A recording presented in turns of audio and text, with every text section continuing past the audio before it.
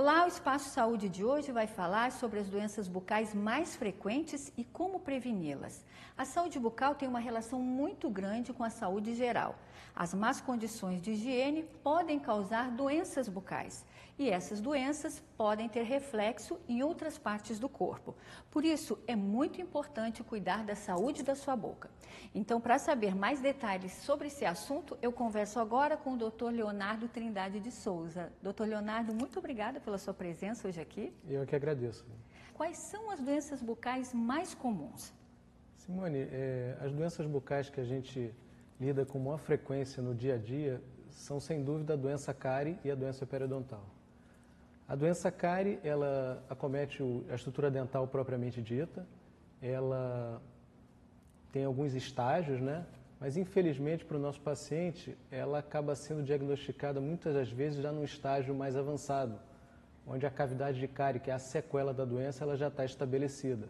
Como a gente pode ver nesse modelinho que a gente tem aqui, é um exemplo, ó, cavidade de cárie acometendo já o esmalte e a dentina, e o único tratamento após esse acontecido aqui é o tratamento restaurador. A doença cárie, ela é uma doença descrita como multifatorial, né? A gente precisa que alguns fatores eles estejam presentes em conjunto e ao mesmo tempo para que ela possa acontecer. E dentre esses fatores a gente pode destacar o dente com as suas características anatômicas, uma higiene bucal realizada de maneira não adequada, não totalmente adequada, e nesse caso a gente tem bactérias produtoras de ácidos aderidas à estrutura dental, o tipo de dieta, uma dieta rica em açúcar e um baixo fluxo salivar. A saliva tem uma importância muito grande no controle da doença e quando ela está ausente, ela faz com que a gente tenha uma retenção prolongada dos açúcares na boca do paciente, podendo então desencadear a doença. Em relação à doença periodontal? Bom, a doença periodontal ela tem uma abordagem um pouco diferente. Ela vai acometer as estruturas que sustentam o dente, gengiva, osso, ligamento periodontal, podendo levar inclusive à perda precoce do elemento dental. Tá? A doença periodontal ela atinge uma grande parte da população, principalmente no seu estágio inicial, que é a gengivite, que é uma inflamação da gengiva fortemente associada à presença da placa bacteriana ou do biofilme dental, que é uma terminologia utilizada mais modernamente. E o que podemos fazer no dia a dia para evitarmos essas doenças? Bom, eu acho que ficou bem claro que a importância da higiene bucal na prevenção dessas doenças bucais, né? E nesse contexto, a necessidade de um controle efetivo da placa bacteriana. Esse controle ele pode ser de duas formas, ou mecânico ou químico. O controle mecânico ele pode ser feito pelo próprio paciente a partir dos autocuidados, né? A utilização correta e efetiva da escovação e do fio dental.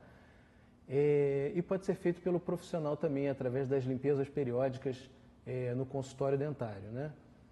E o controle químico, ele é feito através da utilização dos próprios cremes dentais, com as suas diversas substâncias por determinados fins, né, propósitos, ou através dos enxaguantes bucais.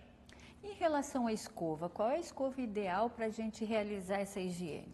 Então, sempre que a gente vai procurar adquirir uma escova nova ou trocar a nossa escova, a gente precisa ter duas preocupações que são fundamentais. Uma é com relação às cerdas, adquirir uma escova com as cerdas macias.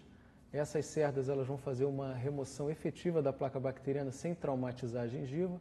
E a outra preocupação é quanto à cabeça, o tamanho da cabeça da escova. Procurar sempre escovas com a cabeça pequena, pois elas tendem a atingir com mais facilidade áreas de difícil acesso, como, por exemplo, os dentes posteriores.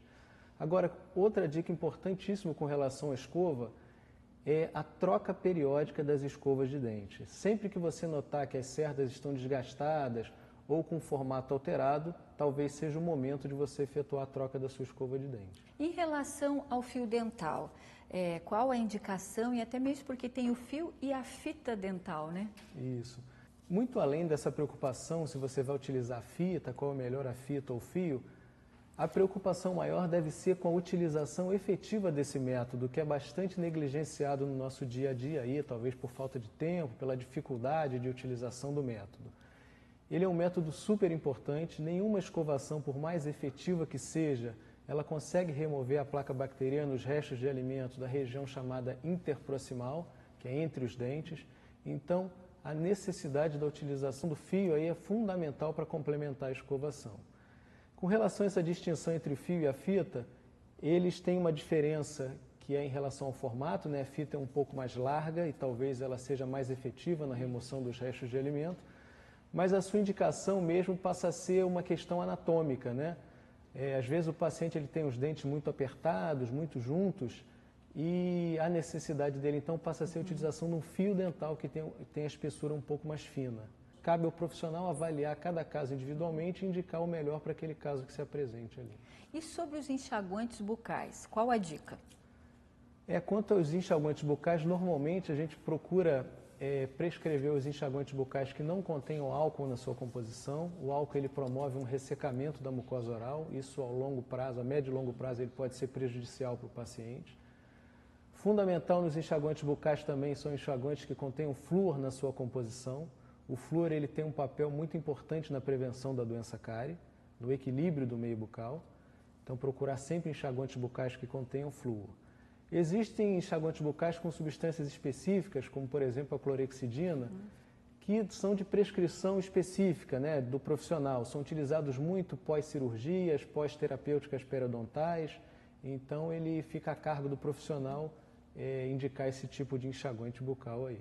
Bom, em função das demandas que as nossas rotinas diárias impõem, talvez o melhor momento para a utilização do enxaguante, então, ele seja após a última escovação noturna. E qual a dica em relação ao creme dental? Porque a gente tem uma variedade enorme, né, no mercado. É verdade. O principal princípio ativo dos cremes dentais é o flúor, sem sombra de dúvida. Já foi falado, ele é importantíssimo na prevenção da doença cárie. Então, a gente procurar sempre um creme dental que contenha flúor. Tá? Estou falando de cremes dentais de uso rotineiro, né, do dia a dia. Os cremes dentais, uma outra dica importante é que os cremes dentais eles têm grau de abrasividade diferente. Então, a gente recomenda que seja feito sempre um rodízio de marcas, para você não ficar exposto a um creme dental que possua maior ou menor grau de abrasividade. Agora, existem cremes dentais também específicos, né? Específicos para gengiva, específicos para sensibilidade dentinária, específicos que contêm substâncias clareadoras, por exemplo. Fica a cargo do paciente questionar o seu dentista sobre a utilização ou não desse ou daquele creme dental. Nós sabemos que a alimentação tem uma forte influência na saúde como um todo e, claro, em relação à boca não é diferente. Quais os cuidados que nós devemos ter?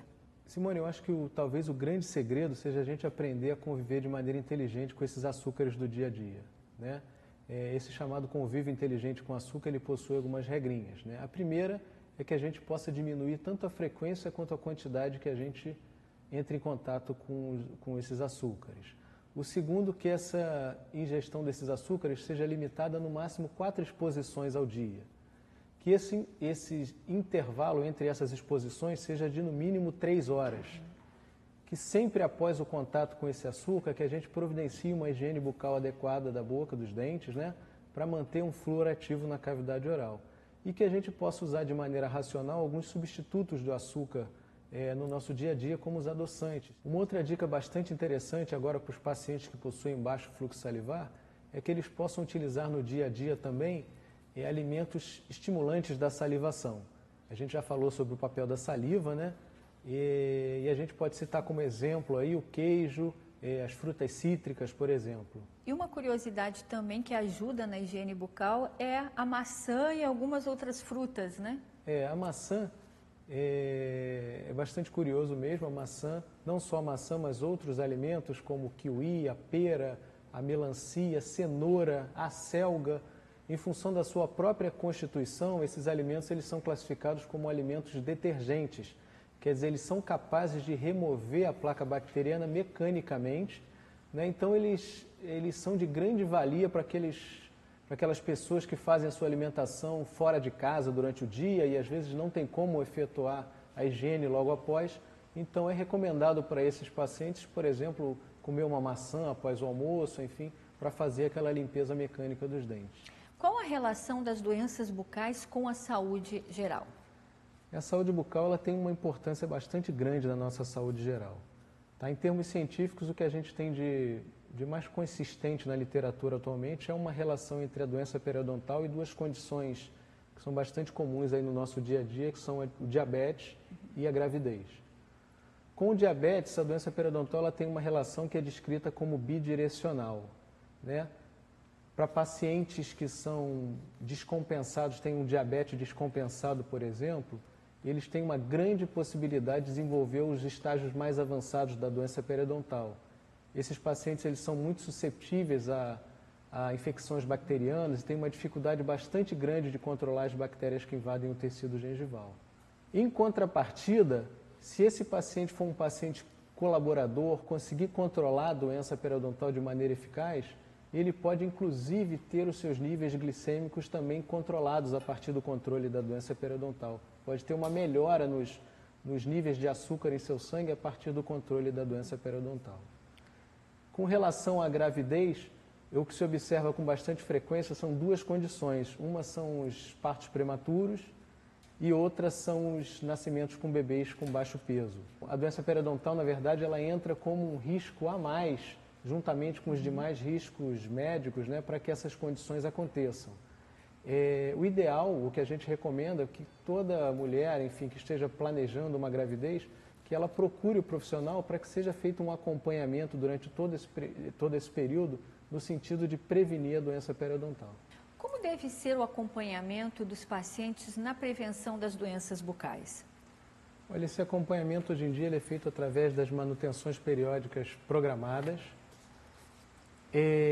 Diferentemente do passado, essas manutenções elas têm um caráter individualizado, vai de acordo com o perfil e o conceito de risco estabelecido para cada paciente.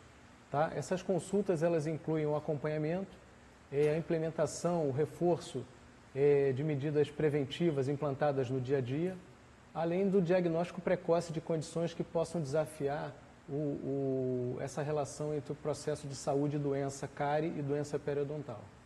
Doutor, chegamos ao fim do nosso programa. Qual é a mensagem final aí, depois de tantas dicas, né? A mensagem que eu posso deixar aí para vocês é que os cuidados com os dentes, eles são importantíssimos para a manutenção da saúde bucal. E uma frase que me vem nesse momento é uma frase de um pensador francês, Chamfort, que diz que um dia sem sorrir é um dia desperdiçado. Que vocês todos possam sorrir sempre com muita saúde. Muito obrigado. Ok, muito obrigada aqui pela sua participação, obrigada por todas essas dicas que eu tenho certeza que são super importantes para todos nós. Eu agradeço essa oportunidade, muito obrigado a todos. E a você que está nos acompanhando, mais uma vez, obrigada pela sua atenção. E se você ainda tiver alguma dúvida sobre esse tema ou quiser mandar alguma sugestão para a gente, envie o seu e-mail, porque nós estamos esperando. espaçosaude@cnc.org.br. Tchau e até o próximo programa.